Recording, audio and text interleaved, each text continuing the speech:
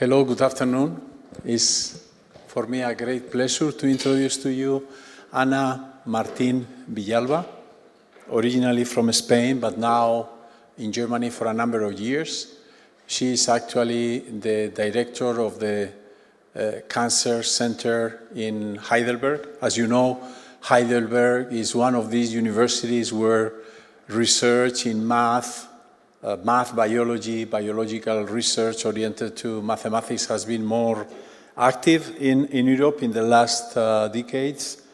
I had the opportunity to collaborate, we had the opportunity to collaborate with Heidelberg for many years now through different European projects that at the time Professor Willy Jager was leading in applied mathematics. Now there is another younger colleague there, Anna Marciniak, that you probably know.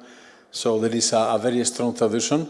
Anna is in the biological side of this big Heidelberg expertise.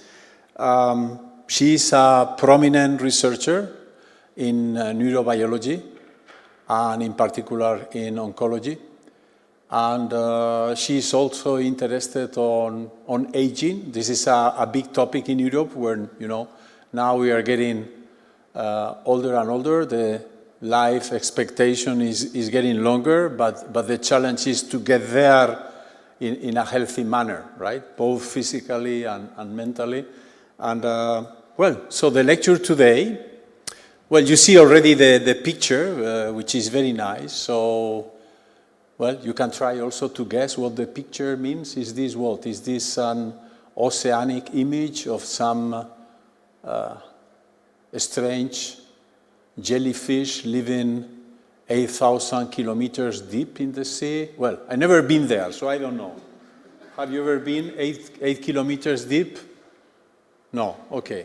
In Brazil there is a lot of sea. Maybe you have been, did you ever go very deep in the submarine? No, always in the surface, right? Yeah, very good. So I don't know what it is, but she will tell us about this. Actually, the title of her talk is very intriguing and inspiring, Unlocking Stemness to Harness Regeneration. Thank you. Thank you, Anna, for visiting us.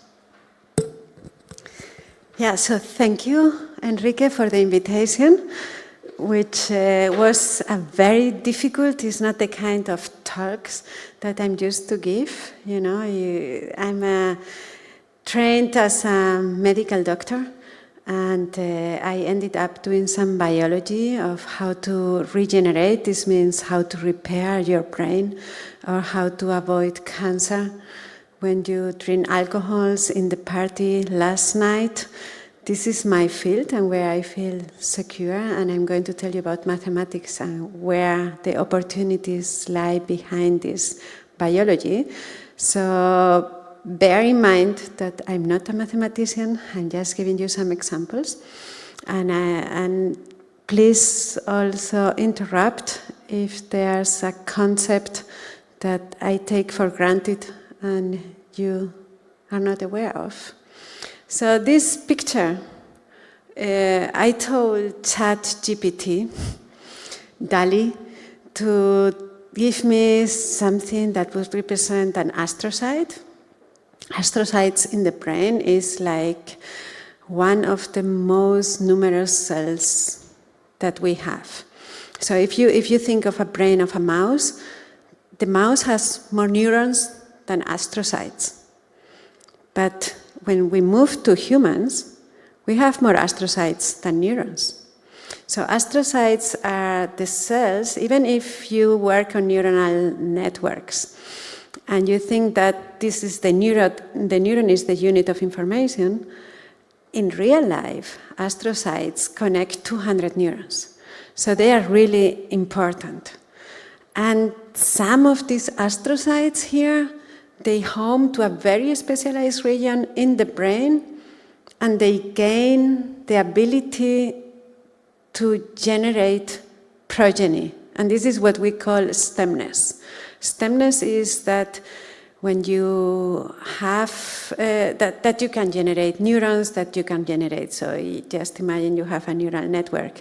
And why are these specific newborn neurons in our adult brains important? They are important because they are flexible units. So if you have a mature neuron, you have a negative current, and this is going to be inhibitory, GABA. If you have an immature neuron, then you place it into a circuit, and then the negative current is going to be positive. And this is something that we normally use. We need these neurons in our brains, these stem cells in our brains when you are listening to my talk, and we have something like the working memory. So this means, what can you remember 5 minutes later? And to have these new circuits running, you need these immature elements in your circuit. And this makes it flexible. This is, for example, when you enter home, you leave your keys, and 5 minutes later, you don't know where these keys are. So if you do this kind of experiments in mice, if we block this new generation of neurons for a long time and we lack these immature elements, then we lose this kind of short-term memory. So this is why these stem cells in our brains are important, and I'm going to tell you about them. So, and to explain you also not only what they do in physiology, but what they can do also otherwise, I thought of bringing you this example. So just think of a city in Japan that has been hit by a tsunami, and roads are disrupted. You have bridges that implode, and all vital infrastructure is lost in an instant. And this is exactly what happens to your brain when it's hit by a stroke. If you get a stroke, then there's a wave of destruction that wipes out neural networks, and everything is lost.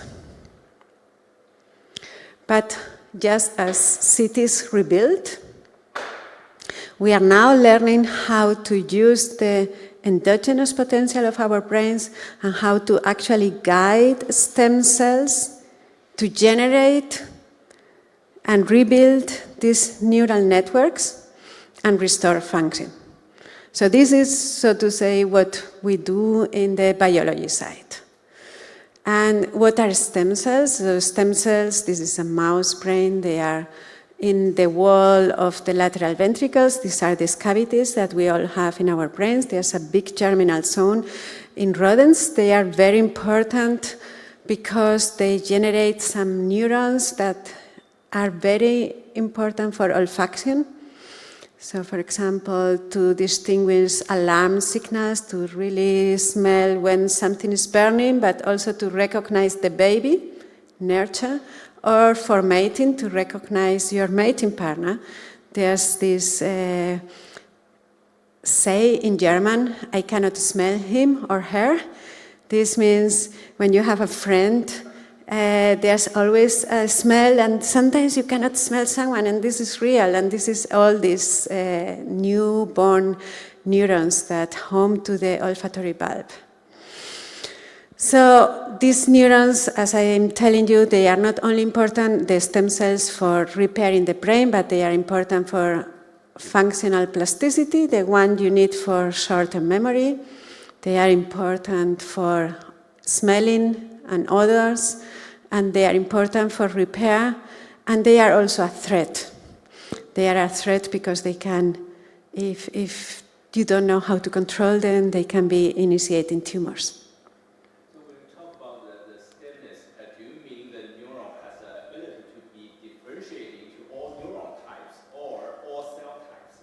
No, astrocytes. Only astrocytes? Yeah, I mean, there has been reports showing that you can reprogram other cells. They are very controversial, but these stem cells, they are specialized astrocytes, and they do have this function. But the question is, how active are they? And this is what I'm going to tell you. So what you have, and this is the mouse brain, these are the ventricles, these are the walls, you have these stem cells, they are quiescent, sleeping, they can get activated, and then they differentiate into these olfactory bulb neurons, these are the ones here, and then they are important for this odor discrimination. And so we are interested in knowing how many of them do we have? Do we have one stem cell dedicated to produce one neuron, or do we have one stem cell dedicated to produce the whole variety of the brain? Or what are the regulatory feedbacks? How can we engage them in repairing the brain? And to do this, we got together, and of course, we gain all the data from mice. This means that every time we study these cells, we have few data we can work with. So we want to simulate data, we want to model the data, and we want to know what happens, if we look at how many stem cells do we have when we are young, when we are middle-aged, when we are old. What is the dynamic of these stem cells? How can we keep them? So this is how can we keep them longer, now that we are living longer, and this is why I'm working with aging. And this is something, so talking to mathematicians, we decided to make it a very simple population model. We have quiescent stem cells, they can get activated, and then once they activate to divide, they can generate a neuron, or they can go back and generate a stem cell, so that you keep the pool of stem cells while generating neurons. So, and here you have the aging component. So we are not, so we all want to grow older, but the truth is that our brains and our bodies are not working as good as we would wish. In increasing age, and one of the functions that it becomes more and more limited is also the repair capacity of the brain. And this is why Altos and Elon Musk and Joe Bezos and all these guys are giving millions of euros to invest in aging and knowing what's going on in aging. So the question is, what is aging? If you think of a small kid, they are very active, they need a lot of supply, energy supply. And when we grow older, we need always less and less. So it's an energy saving mechanism that we have. Is everything bad about aging? When is the time to intervene and stop the aging process that we don't want to have? So this is what you see here. We have stem cells. These cells are not only in the brain, we have this in the gut, we have them in the skin, we have them everywhere in every tissue you can think of. There's a population of dedicated cells that when you have an injury, they repair the tissue. So we know that with aging, some of the cells decrease in function and number or in the different tissues. So we wanted to address what happens with the stem cells in the brain.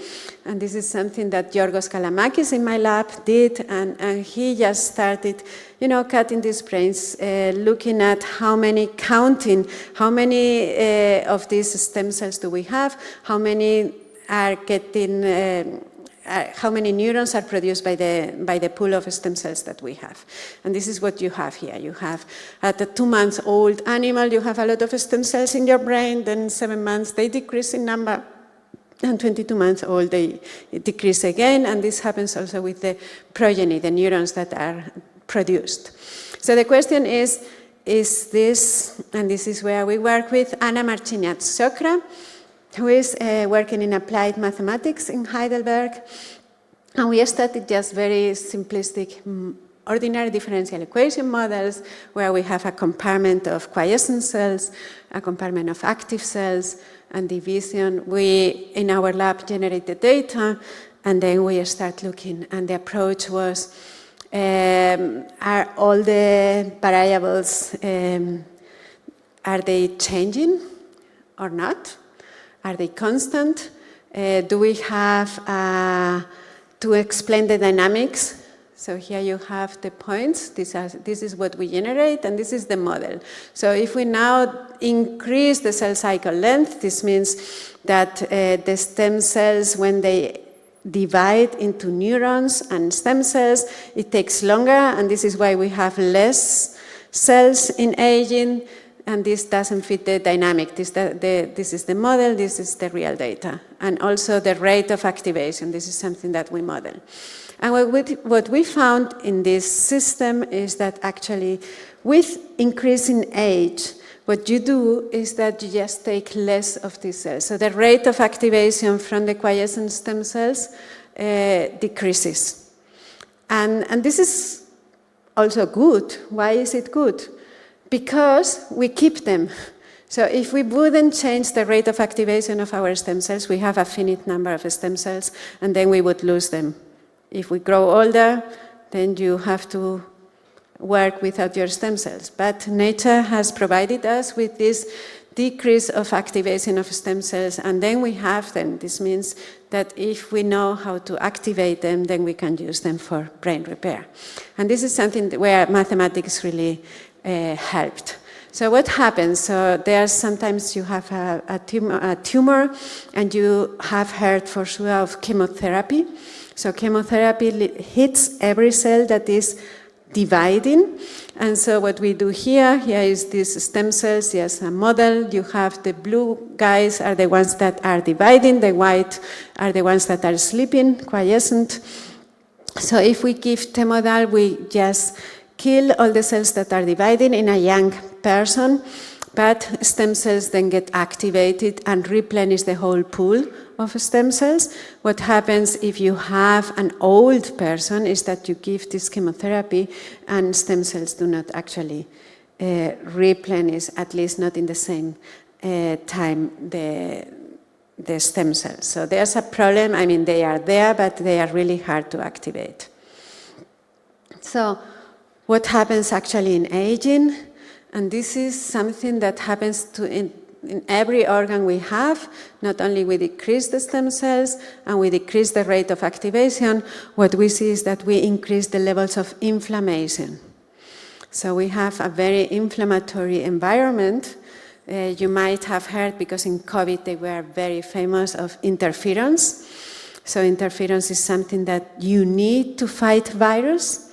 But these interferons, we have a much higher interferon basal level when we are old, and this is why we cannot actually mount an interferon response that would kill or fight virus. So what we have is that we have these increased interferons that correlates with the decrease of the rate of activation and with age.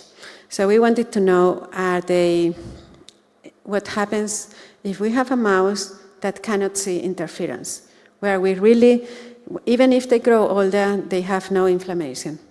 And this is the system perturbation that we did.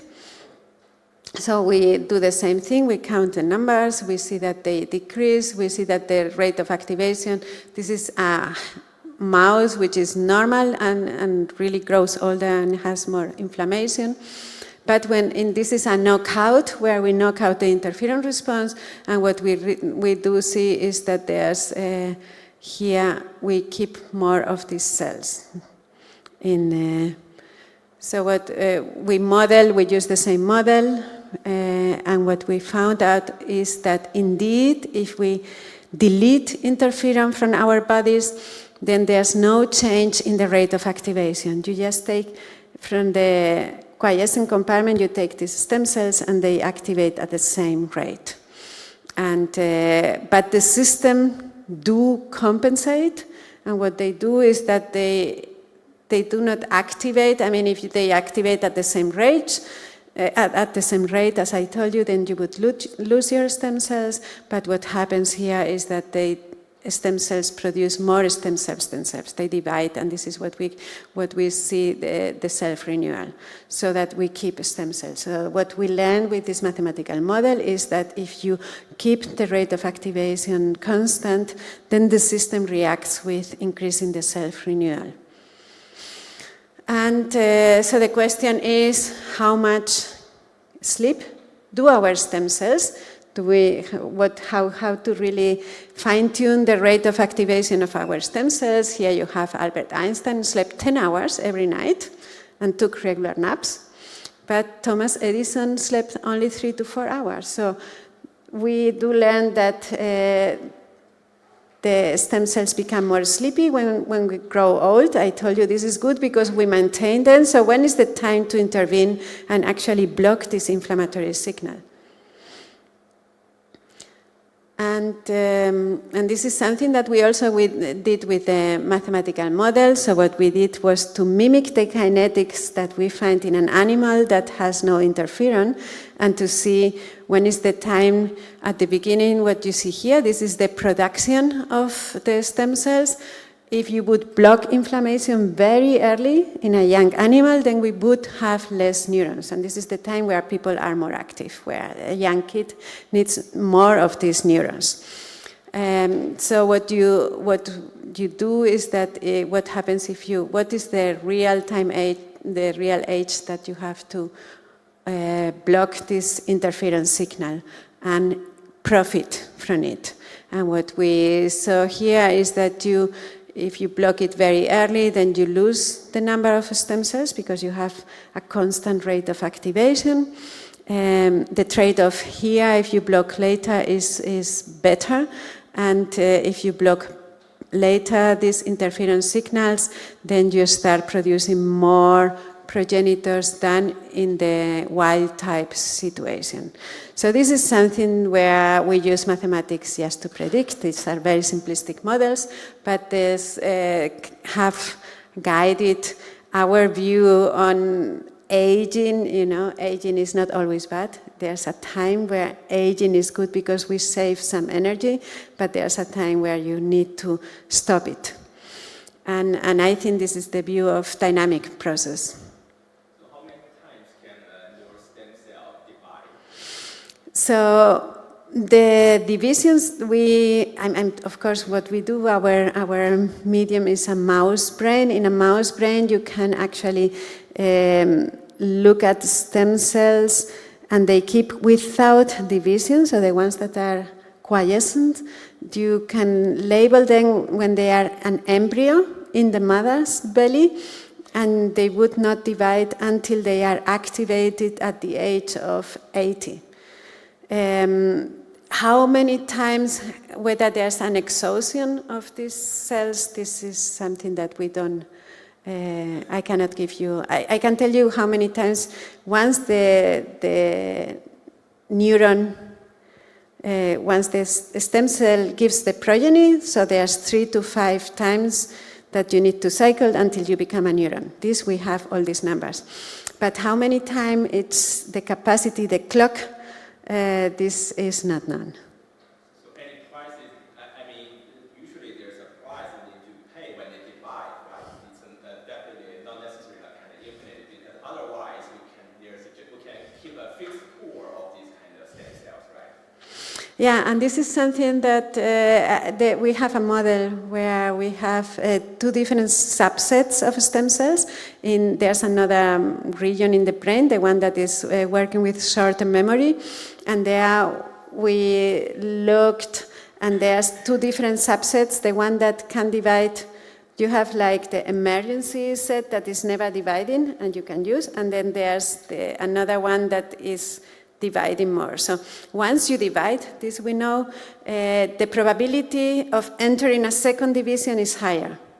So if you are not dividing, you stay without division. And then you have 2 subsets, at least in the compartmentalized model, where you see that there's a subset with a much higher rate of activation than the other. But how the system becomes exhausted, this we don't know. But I just wanted to give you some. So if you really want to bring down your interference, what you can do is get regular exercise, maintain healthy weight, and adequate sleep. Okay, so of course this is how we started, and then the question was, do we have regulatory feedback loops? So I'm telling you that we did these ordinary differential equations which were time dependent, and then what we started modeling, Anna Marciniak, was what if, because this is something that we saw, that if you, in this interferon mouse where you keep the same rate of activation, there's a time where the system reacts by increasing the probability of producing more of these stem cells. And so and there's always the same number of stem cells. So what we saw is that the system regulates itself by the number of stem cells that are there. So the system, when it sees that there's a certain number of stem cells left, then it reacts with increasing changing other parameters. And this is what we model here. What is important, which cell produces a signal to keep the cells activating and cycling, which cells degrade this signal, how is it consumed, and actually we couldn't distinguish which cell population govern these regulatory feedback loops, but with these kind of models, what we saw is that there's a cell-to-cell activation, and this is something that we are looking now. We have, of course, a pattern. If we look not only in counting the cells, but we have a pattern of how many do you get activated when there's a lot of neurons, newborn neurons produced. What we know is that if you produce a newborn neuron, these newborn neurons would prevent you from activation because you just produce. So these are the kind of things that we are looking at the moment. So you have mentioned some general recipes that everyone knows, that healthy health, good rest, exercise. Can you see this as somehow control parameters in these models? Yes. I mean, we do this. We know because we can put this, set these mice doing exercise, and then we increase a lot the proliferation, which means the cell division of these stem cells. So there's some environmental signals that block it, and exercise actually is good to keep your memory and the production of these newborn neurons up. So these are experimental. And this system of ordinary differential equations you have shown, yeah. Do you know how or which of these parameters will be perturbed or enhanced? When you do exercise, no, actually not. We haven't done this. I mean, this what we see here is that the self-renewal. No, I mean so if you have many quiescent cells, so what we see is a pattern of quiescent and activation. So there's always a hub where you get activation, and in the old brain, in space you also get less active cells, and the lower rate of activation increases also the lower rate of activation. This is a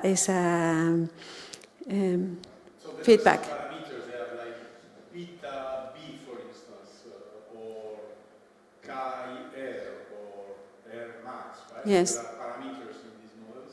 Mm-hmm. So do you have a qualitative understanding of how these parameters depend on we have some molecules on lifestyles.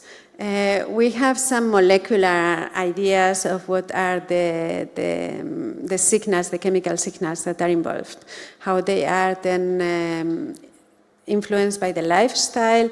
We know it by cortisol levels, which is stress levels. If you increase your stress levels, this blocks the system, blocks the rate of activation. In stress, you lose also your short-term memory, and this is something that... so this is, we can use, I mean, here we see like this more heterogeneity. As I was telling you, there's more dormant cells, there's more resting cells. They would have a different rate of activation. And then division and differentiation. So we have, these are the questions, how we started out, which is compartmentalized models. But nowadays, we have the possibility of generating a lot of data. That would give us, are all these balls the same? Are they different? Do they have a different rate of activation? What are the trajectories that are taken, etc. So how we do this is, in biology, now we can take every cell from the brain, we can isolate it, we give every cell a barcode, and then we can read 20,000 genes per cell. What are they expressing? And then the question is, how similar are these cells? Where are they located? What is an active cell? So we can start digging into the complexity. So this is what we do. As I said, we take the cells from the brain, and then using microfluidics, we can give a barcode to any of them, and then we can read the 20,000 genes that they are expressing. So what we do is that we have these 20,000 genes. We do a matrix for genes and cells. We just to decrease the computational cost, you just to take the genes that show the highest variance and are informative. And so we have a size normalized and log transform matrix. And normally what we do is then to decrease the dimensionality. We use normal dimensionality reduction methods like principal component analysis. And then we do the further downstream analysis on these 50 dimensions that we get out of these cells. And what do we do with them? We can do just some neighborhood graphs to see, the questions are how similar are these cells, where do they end? And of course, we have also some nonlinear dimensionality reduction methods that we use as a 2 or 3 dimension as a projection for us as biologists to have a look at this data. So what you have here is, at the end of the day, a map of these 50,000 cells.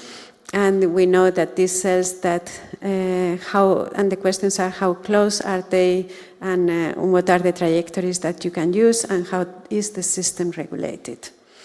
So here you have one of our maps with quiescent cells, active cells, cycling cells, and here are the immature neurons.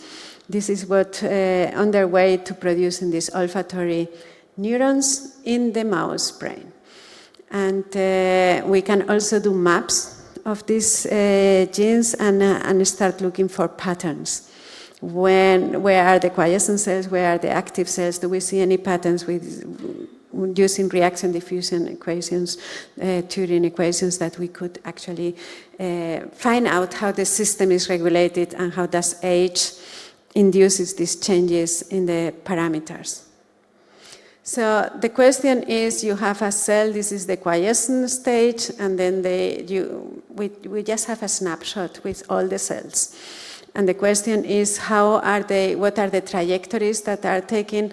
How this cell here will always end up here or there, or how is the system regulated? How many trajectories are taken by these cells? And there's many people doing some, that you have some diffusion, some flows that you can find in this high-dimensional data. So the question is, we have these transcriptional profiles. A transcriptional profile is these 20,000 genes that you can read from each cell. You have fate.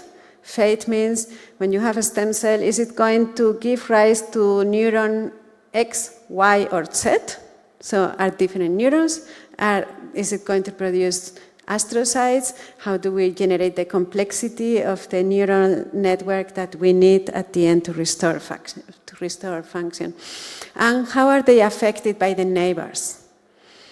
And we want to find out and to address these questions to actually find out how can we preserve stemness in our brains? How can we preserve this repair capacity for longer? And the problem is that we don't know, we have this snapshot, so we don't know the present and the past of each cell. We want to know which were the neighbors of these cells at the time that was in the brain.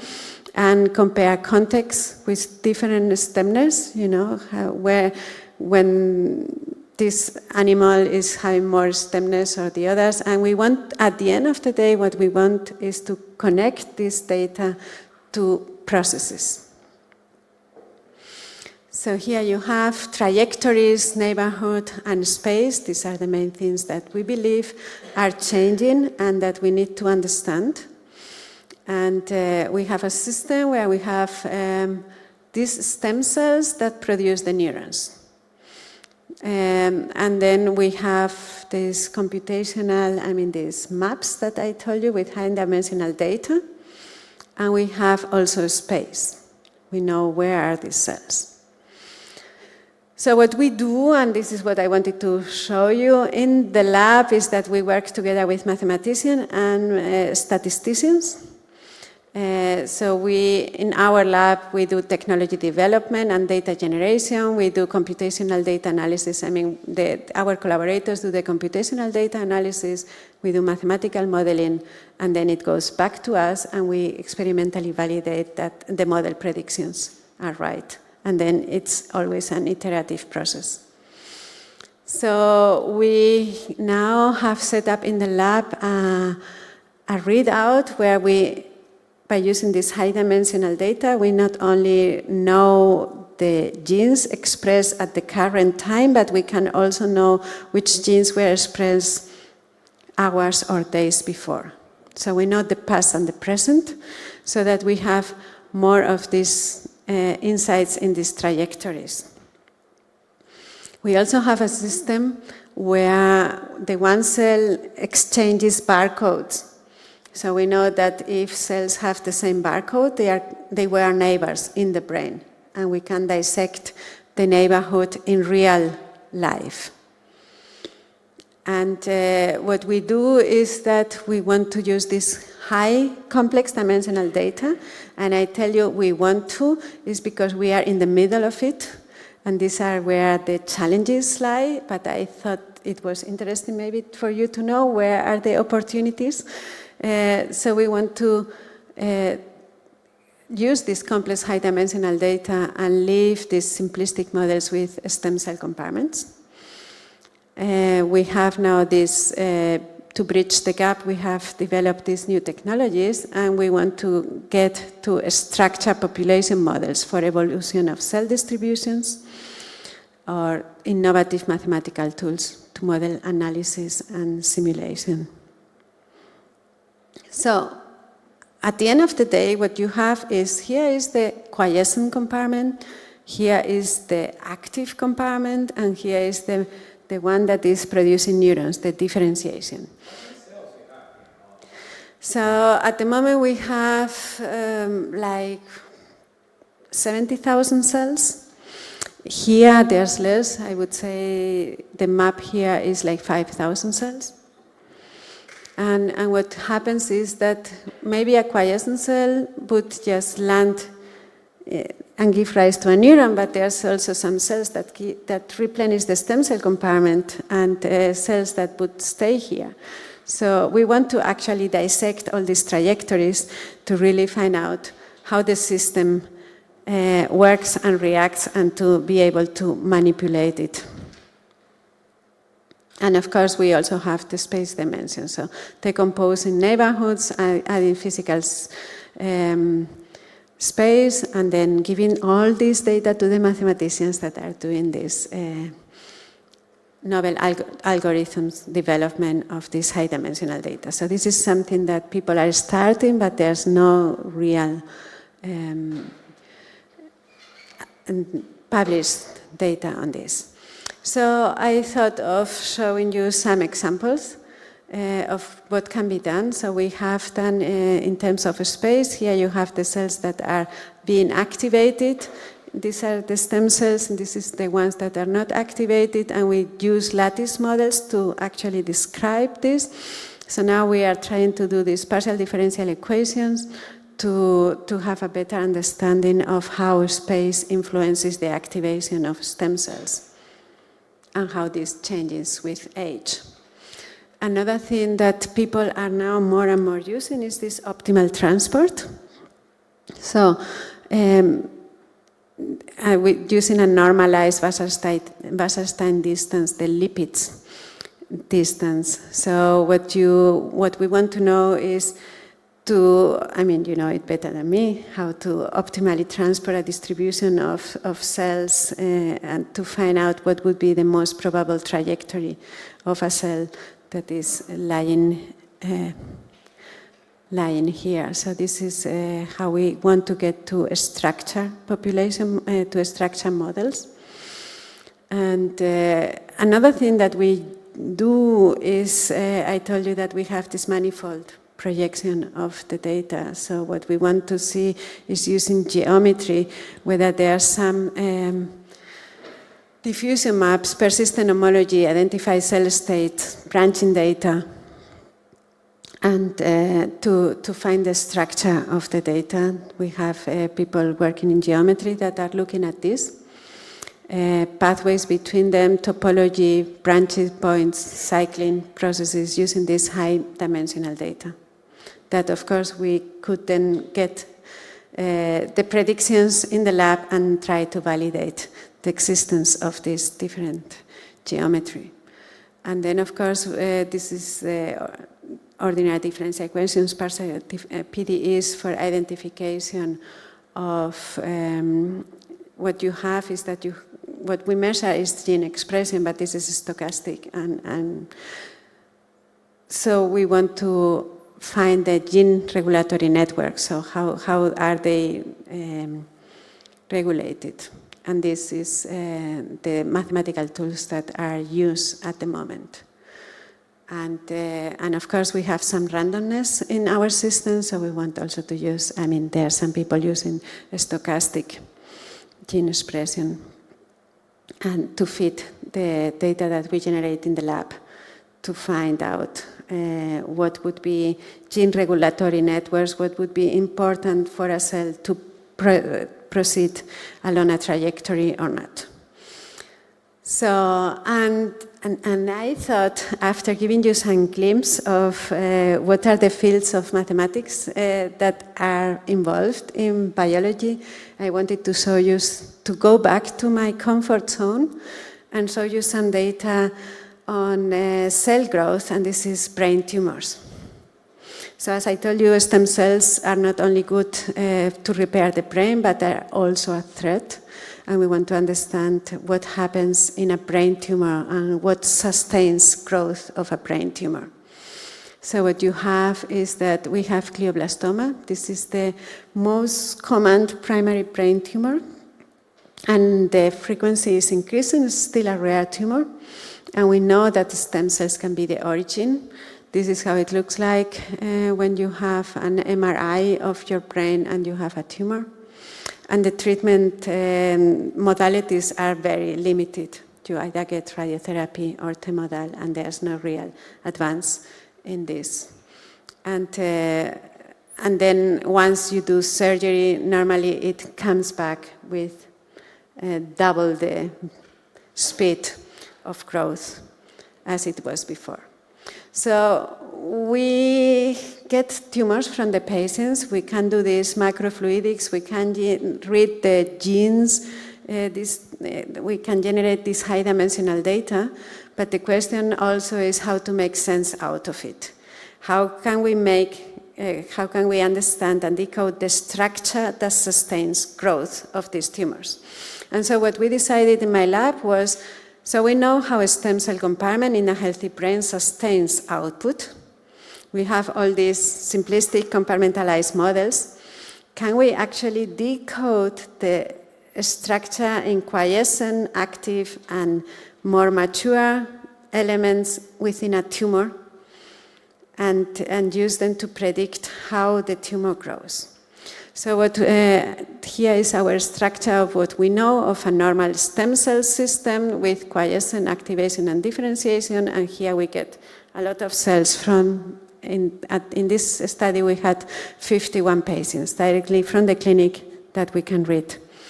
Here you have this quiescent activation and differentiated state from a subventricular zone and a computational person in my lab decided to just have a look at what is the highest similarity of, and here we have a map of the stem cells from a brain tumor, of the cells from a brain tumor. So we take each of these cells and we have a look at what is the highest similarity, and we start coloring the tumor from the patient, and we actually find the structure, decode the structure in quiescent, active, and differentiation. So here you are using some optimal transport or just a machine learning? This is just machine learning.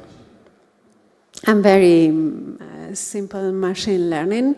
So this is what we do, quiescent, active differentiation. We have a reference. We train the model actually using the reference to reference that we know. And then once we have trained the model, we use the tumor from the patient, and we use some to get some p-value. We do this is the dynamic time warping to see the trajectory and the permutation to get a p-value and to see whether the tumor would actually. So if you take a colon tumor or a tumor from another place, then the p-value is very low. It doesn't really follow the trajectory of a stem cell system in a brain. So it is important that you have the stem cell system in a brain. So with this machine learning algorithm, we actually decode. These are the 51 patients, and what you see here is that they have a variable fraction of quiescent, active, and differentiation. In light or dark gray, what you have is the ones that are cycling and the ones that are not cycling. So we really have that each tumor has a different structure, that features a different structure.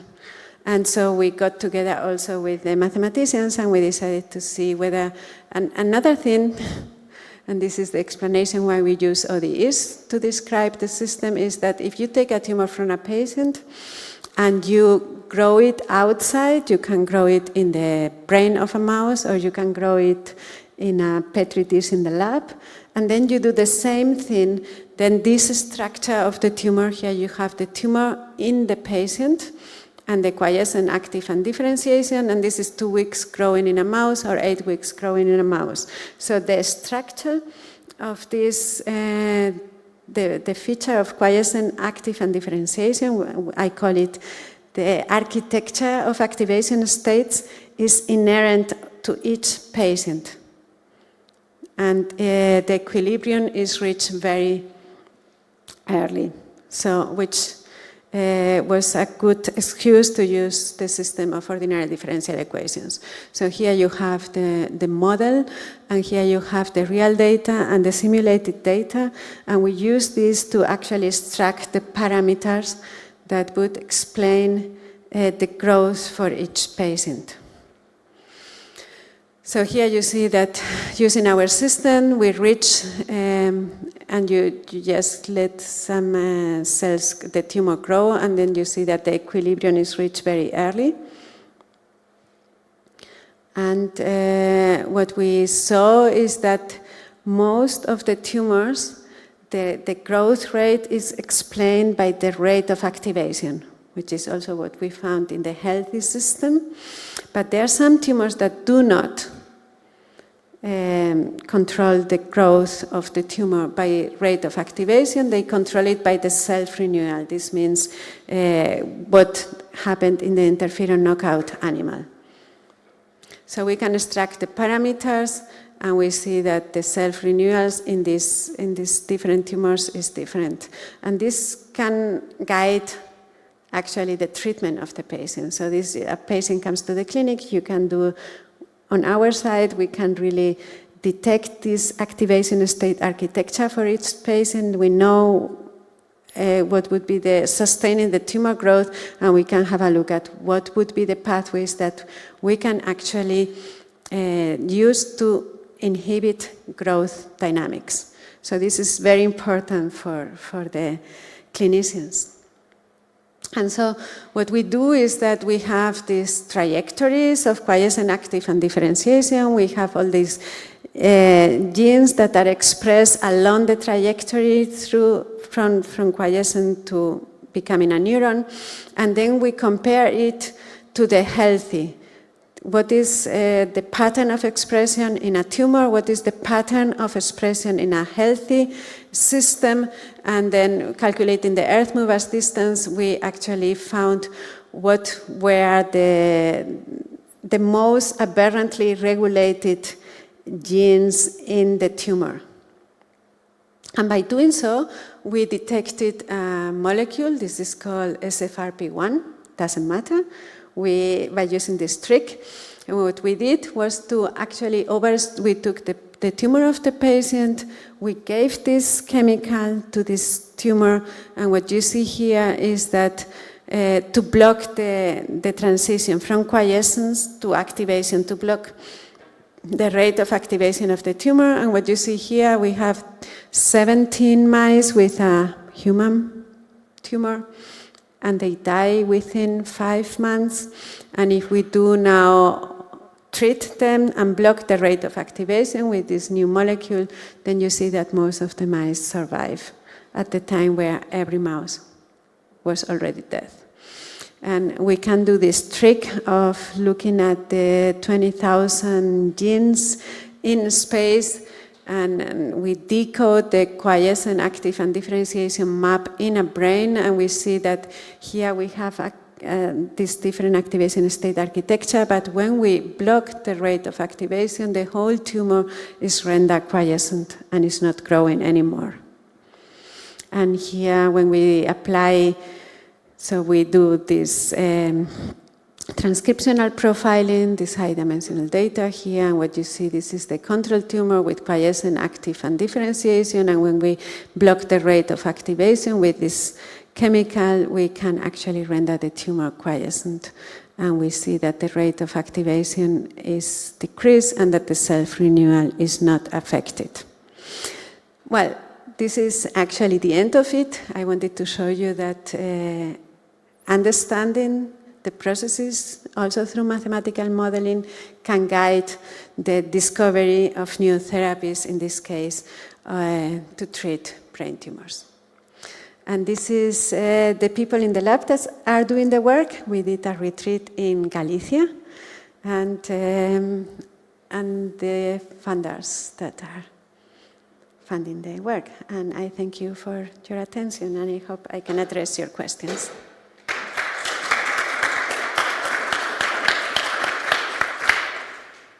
Thank you, Anna. Fantastic talk. So this is in Galicia, right?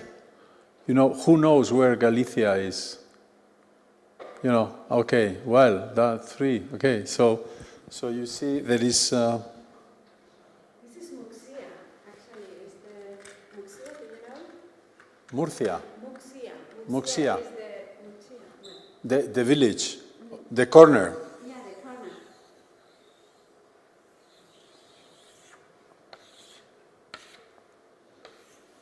So this is Africa, right? This is Portugal. This is Spain. And there is a piece missing in Portugal, which is part of Spain. And this is Galicia, right? And so this is the Atlantic Sea. And therefore these are the typical images where you can observe the strength of the Atlantic Sea. Actually, the water here is also very cold, even it was in October. Yeah.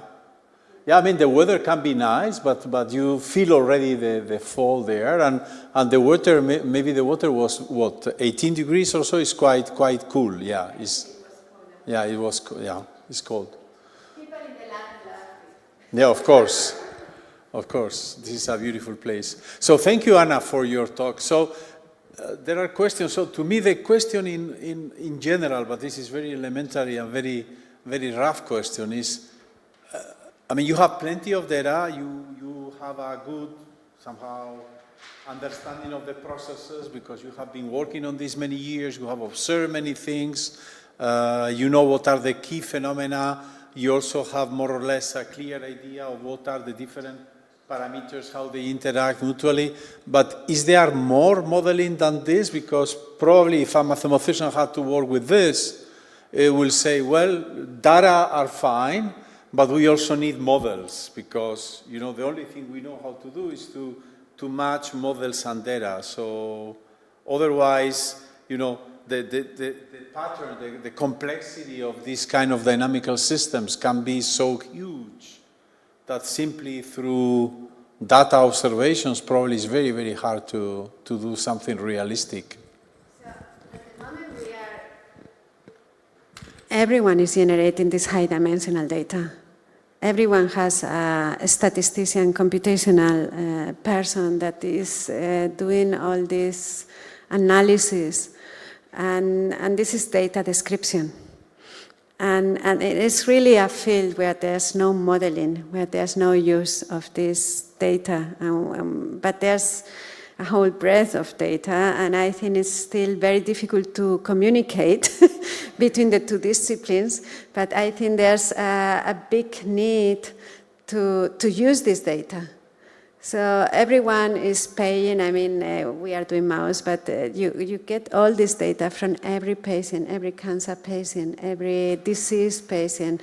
People know now how to do dimensionality reduction methods, but we are not using the data to understand the disease.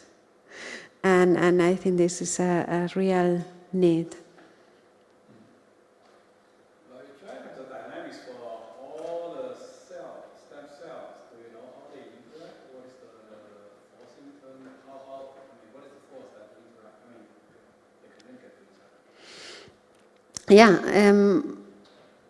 I mean, of course, this is where people use this Turing and attractors, but there's many different signals that are sensed, and then you model the one signal, but you are disregarding the other 100 signals that are also there. So all the Turing patterns that are there is following one signal, and how the one signal goes to the other cell, and whether it would be an attractor or not.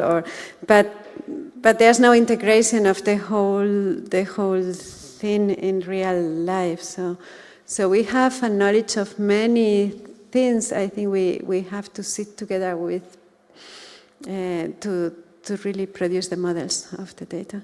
So there's for single signals, there are some models, but not real life. I'm trying to ask the following scientific question. So on the one side, we have this neural stem cell that is able to kind of replenish these kind of neurons, right? On the other hand, it can also lead to like tumors, right? It means like it can grow to a large amount. But at the same time, to really have this kind of cell that is going to kind of increase, but it's also able to differentiate normally, so that we can kind of replenish the neuron to an infinite kind of degree, right? That's really nice. So in which sense, these two are kind of very different things. Instead of, for example, if like there's some mechanism that can really kind of increase this kind of division of these kind of neurons, right? So that to help it like increase its number, then it's really nice for old people, right? It may be tumor-like or not, but if there's this kind of ability, then we have much larger pool to replenish the neuron. Yeah, I mean, this is what I didn't tell you is that if you do an injury to the brain, and this is what we just published in Nature, then the astrocytes outside, they can gain this stemness and give rise to neurons. So this happens, but to 1%. So the question is, why only 1% of the 100? What makes this cell, and we have all this data, but we have to make sense out of it. So, and then... What kind of 1% cell yes. is there that can have this kind of ability? Yes. Yeah, and this is where we want to find these trajectories. You know, if we are able to dissect the different trajectories taken by the cells, and then we can actually pinpoint it to the one population that is able to give rise and gain this stemness, then we could do something. And of course, it is good to know and to be aware of these tumors, because we can also learn to block it from going the wrong way. Yeah, I mean, so if like, for all these kind of tumor cells, right, can they still differentiate two neurons? Yes, this is the one path that some clinicians are trying to follow. We put them at the very beginning, we put them in quiescence, but the other thing is to actually put them in as a differentiated neuron. But also there, you have to take care of reversibility of the process. So this is why it is actually the transition that you have to block, so that it cannot go back. Because normally what you do also with chemotherapy is that you also only leave the quiescent cells. And this is why after radiotherapy, a tumor stops growing. There's no rate of activation. But then it comes back. And the question is how to block the transition, how to block the dynamic and not just states.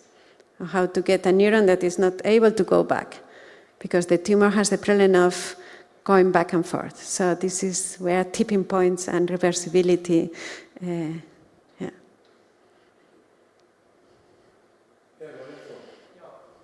had this is way more basic question actually on the first part of the talk when you showed this system of MoDs relating the activation rate, the self-renewal fraction, and the division rate, right? I don't know if you can go back to the system very quickly. Where did I put? Ah, yeah. I mean.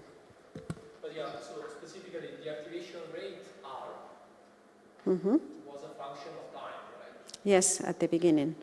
Yeah. And but right, so precisely. So R is a function of time here. Yes. And you feed it depending on the data, right? I guess. So you receive some data and you try to find the best R. But what you could also do is you could also assume that R also has a dynamic, right? And so couple it with another equation for R. I don't know if you tried this, and right? So you could model also the decline of R as an equation, and then feed some parameters of this equation and see what happens. So I wanted to know if you tried this or No, but I will tell our mathematicians. I mean, the only thing we did was it here? Yeah. Is to get rid of the time. yes. And put it. So I mean, and R would still depend on time, yeah, of course, but then it would be this is here. to another equation, right? So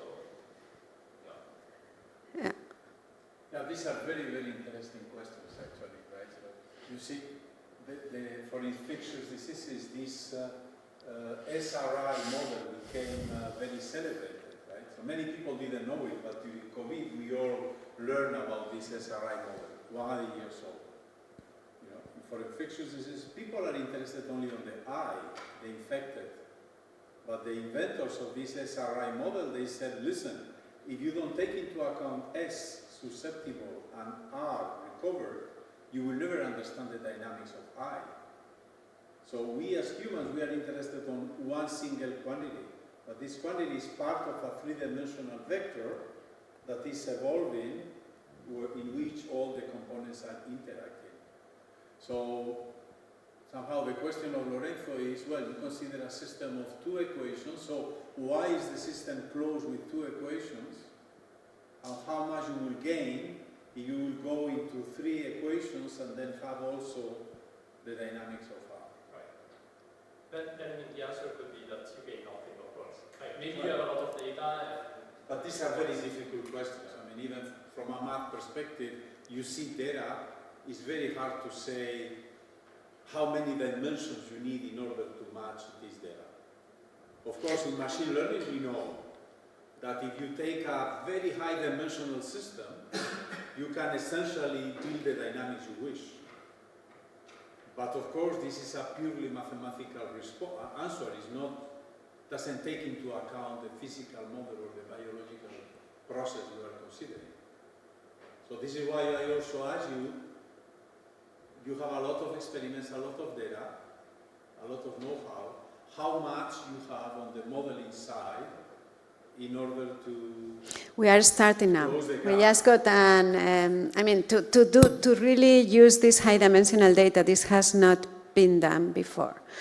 And we are exploring, I mean, optimal transport is something that people use, but yeah, we are trying, we are starting now with an ERC synergy together with...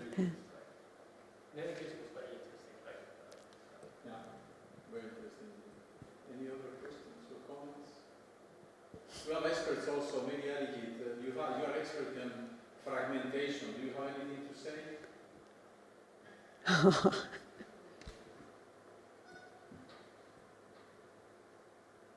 No? Okay, thank you. Any other comment or question? Okay, Anna, thank you again. Thank you for bearing with me.